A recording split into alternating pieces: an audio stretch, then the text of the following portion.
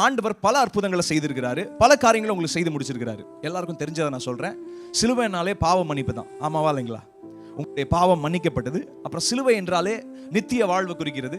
சிலுவை என்றாலே அவர் நம்மளுடைய பரிகாரியாக இருக்கிறார். He became our redeemer அப்படின்னு பல காரியங்களை நம்ம பார்த்துருக்கிறோம். ஆனால் இன்னைக்கு நான் ஒரு வார்த்தை கொண்டு உங்களோட பேச போறேன். சிலுவையில் உண்டான ஒரு அற்புதம் என்னன்னு பார்த்தீங்கன்னா, ஆண்டவர் நீங்க இழந்து போனதெல்லாம் மறுபடி மீட்டு தருகிற ஒரு தருணம் தான் சிலுவை. எத்தனை பேர் விசுவாசிக்கிறீங்க? இன்னைக்கு காலையில நீங்க எதெல்லாம் இழந்து போயிருக்கிறீங்கன்னு தெரியல. யாராவது ஆதியில தேவன் மேல கொண்டிருந்த அன்பை இழந்து போய் இந்த காலை வேளையில உட்கார்ந்திருக்கிறீங்களா? You don't know how to love God. 9th ஸ்டாண்டர்ட்ல 10th ஸ்டாண்டர்ட்ல நீங்க பயங்கரமா அந்நிய பாஷையில ஜெபம் பண்ணுவீங்க, ஒரு 2 அதிகாரம் வாசிப்பீங்க, இல்ல நீங்க மனப்பாட வசனத்தை நீங்க நல்லா மெமரைஸ் பண்ணுவீங்க, நல்லா உறவாடுவீங்க, ஆண்டவரோட ஜெபிப்பீங்க, ஆண்டவருடைய பழகுவீங்க. ஆனா நாளாக நாளாக கொஞ்சம் கொஞ்சமா கம்மியாகுது.